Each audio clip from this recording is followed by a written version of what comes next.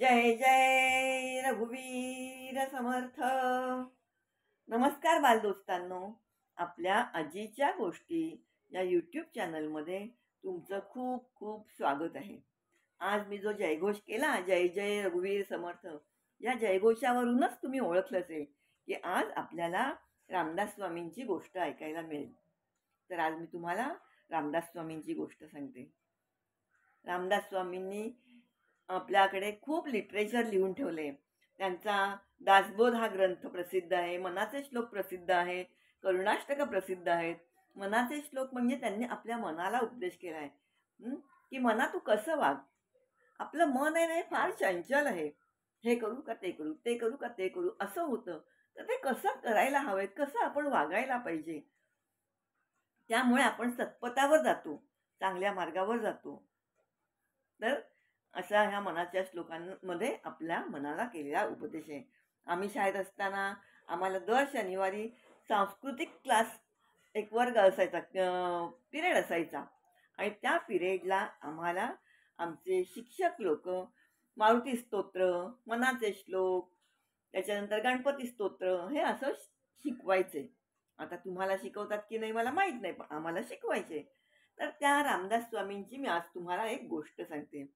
रामदास स्वामींनी चोरांच्या मनाचं कसं हृदय परिवर्तन केलं ते सांगते. तर काय झालं, रामदास स्वामी आपल्या सज्जनगडावर होते. चाफळला जो सज्जनगड आहे, साताऱ्याला आहे बघा सज्जनगड, त्या सज्जनगडावर ते होते. आणि ते झोपले होते, म्हणजे अगदी गाढ झोप नव्हती लागली, झोपत होते ते. आणि त्यांना झोप लागावी म्हणून त्यांचे जे शिष्य होते कल्याण स्वामी, ते त्यांचे पाय दाबत होते. रामदास स्वामी हे संत जरी होते तरी त्यांचा विशेष भर होता की शक्ती कमवा, युक्ती कमवा, बुद्धी वापरा. त्यांनी लोकांना खूप हुशार केलं. तो जो काळ होता बाळांनो, खूप वाईट काळ होता, खूप वाईट काळ होता. त्याच काळात आपले शिवाजी महाराज सुद्धा होऊन गेले. माहिती आहे ना तुम्हाला, शिवाजी महाराजांनी लढाया केल्या. का केल्या? उगाच काही मजा म्हणून कोणी करतं का लढाई? काळ तसा वाईट होता. आपल्यावर परकीयांची आक्रमणं होत होती. मराठी लोक दुबळे झाले होते. आपल्या महाराष्ट्रावर खूप ह्याचं संकट पडलं होतं. कशाचं? दुष्काळाचं. लोकांना खायला अन्न नव्हतं.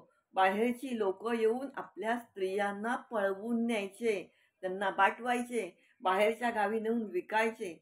हे का झालं सगळं? तर घरचा पुरुष माणूस जेव्हा दुबळा होतो ना, तेव्हा ह्या अशा गोष्टी होतात. घरातला पुरुष जेव्हा मजबूत असेल ना, तेव्हा काय कोणाची हिंमत आहे की आमच्या स्त्रीकडे वाकड्या नजरेने बघाल तुम्ही. आणि हे रामदास स्वामींच्या लक्षात आलं. म्हणून रामदास स्वामींनी सगळीकडे हनुमानाची मंदिरं स्थापन केली. 11 मारुती प्रसिद्ध आहेत बघा. तर ते त्यांनी का स्थापन केले? मारुती कसा होता? बलदंड होता आणि बुद्धिमतां वरिष्ठम, म्हणजे तो बुद्धीमध्ये सुद्धा वरिष्ठ होता. तर त्याच्यासारखं तुम्ही बुद्धीमध्ये वरिष्ठ व्हा आणि शक्ती कमवा. कोण तुमच्याकडे बघायला तर दोन फाईट द्या, एकदम असं वाकड्या नजरी बघतोय म्हणजे काय, त्याचे डोळे काढून हातात द्या. ही शक्ती आपण आपल्यात ठेवली पाहिजे. स्त्रियांनी सुद्धा दुबळं राहून चालत नाही. आजचा काळ पण वाईटच आहे ना. स्त्रियांवर किती अत्याचार होत आहेत. मुलींनी हिंमत ठेवली पाहिजे. संकट आलं की 2 लाफा मारायला पाहिजेत. तर हे त्यांनी सांगितलं की तुम्ही शक्ती कमवा. त्यांनी मारुतीची मंदिरं बांधली आणि मंदिराबरोबर त्यांनी तिथे व्यायामशाळा सुरू केल्या. आता सुद्धा बरेच पुरुष जिमला जातात बघा, चांगली गोष्ट आहे. शरीर सौष्ठव कमवायलाच पाहिजे. माणसाच्या अंगात ताकद पाहिजे. पहिली संपत्ती ते शरीर आणि दुसरा प्रकार तो धनमानाचा, असा आहे. आपलं शरीरच जर कमजोर असेल तर आपण कामही करू शकणार नाही. सगळेजण आपल्याला काय असं गृहीतच धरतात. मग म्हणून माणसाने आधी ताकद कमवायची. तुम्ही जर जिमला वगैरे जात नसाल तर जरूर जा, शक्ती कमवा. मुलींनी सुद्धा व्यायाम केला पाहिजे आणि शक्ती कमवली पाहिजे. सगळ्यांनी शक्ती कमवा. तर हेच त्या रामदास स्वामींनी सांगितलं. आणि त्यामुळे त्यांचे शिष्य पण सगळे असे बलदंड होते. आता काही बघा, आपल्याकडे बरेच संत असे की त्यांना खूप त्रास झाला, आपल्या महाराष्ट्रात खूप त्रास झाला. पण रामदास स्वामी एक असे होते की त्यांना कोणी कधी त्रास दिला नाही, कोण त्रास देईलच काय. ही अशी चांगली मस्त रुंद चवडी छाती 6 फूट उंच तो माणूस, अशा माणसाला कोण त्रास देईल का. कोणाची हिंमत झाली नाही त्यांना त्रास द्यायची. तर शक्ती कमवा हे त्यांनी सांगितलं. आणि आज मी तुम्हाला सांगते, मुलींनी ताकद कमवा आणि मुलांनी तर कमवाच कमवा. तर त्यांचे शिष्य जे होते ते असेच चांगले बलदंड आणि मजबूत होते. व्यायाम करून करून छान त्यांनी पेलदार अंग बनवलं होतं. तर त्यांचा तो जो शिष्य होता तो तर आणखीन सगळ्यात छान होता शक्तीने, शरीराने. तो समर्थ रामदास स्वामींचे पाय चेपत होता. आणि असं पाय चेपत असताना काय झालं, त्याला रात्रीचे 12 वाजले होते. खुडबुड खुडबुड असं काहीतरी ऐकू आलं. तेव्हा त्याच्या लक्षात आलं की आपल्या भंडार घरात कोणतरी शिरलंय. नक्कीच कोणतरी चोर शिरले हे त्याला जाणवलं. तर तो रामदास स्वामींना म्हणतो की स्वामी, आपल्या भंडार घरात चोर शिरलेत वाटतं. तर रामदास स्वामींना पण त्याची थोडी परीक्षा घ्यायची असते. शिष्य असतो तो त्यांचा. तर ते म्हणतात, अरे जाऊ दे रे, दाणे दाणे पे लिखा है खाने वाले का नाम. तिकडे काय आहे आपल्या भंडार घरात, धान्य आहे. ते जातील घेऊन त्यांच्या वाटणीला हवंय तेवढं. असं म्हटल्यावर काय करणार. तो आपला पाय सोडतोय तरी त्याला आवाज येतोय. मग तो स्वामींना सांगतो, स्वामी, भंडार घरात धान्य आहे, धान्य न्यायला हरकत नाही, पण आपले पैसेही आहेत.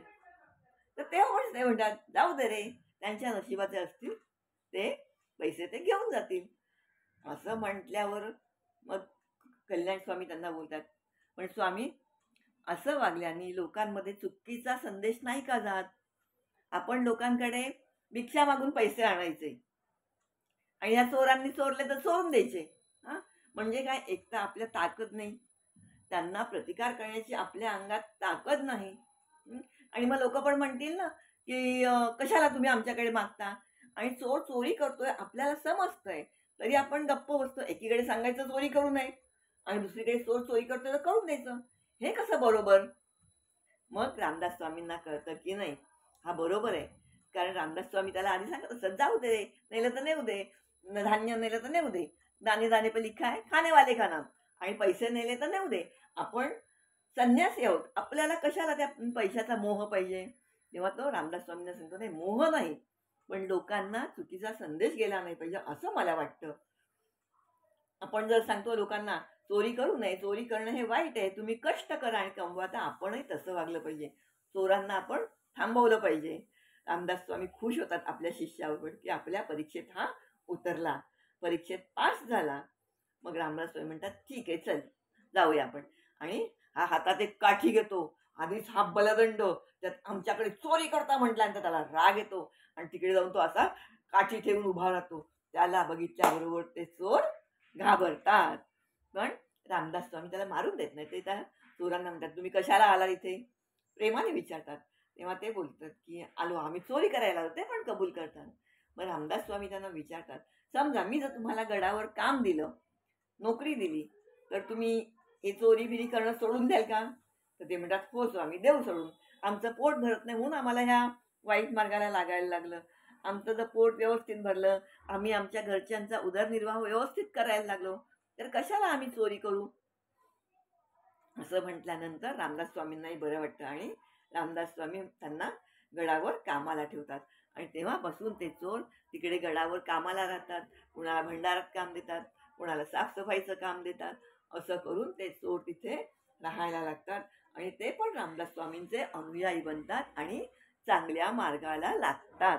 असं ते रामदास स्वामी चोरांचं सुद्धा हृदय परिवर्तन करतात. तर असे होते आपले रामदास स्वामी, प्रत्येकाला सन्मार्गावर आणणारे. आणि आपला हा शिष्य असला तरी उगाच त्याच्यावर विश्वास ठेवणं असं नाही, त्याचीही परीक्षा घेणारे होते. प्रत्येकाची परीक्षा घेऊन ते असे प्रत्येकाला चांगल्या मार्गावर आणायचे. तर गोष्ट आवडली असेल तर लाईक करा, शेअर करा आणि सबस्क्राईब करा. पुढच्या वेळेला मी तुम्हाला अशीच रामदास स्वामीची अजून एक नवीन गोष्ट सांगेन. तिथपर्यंत जय श्रीराम.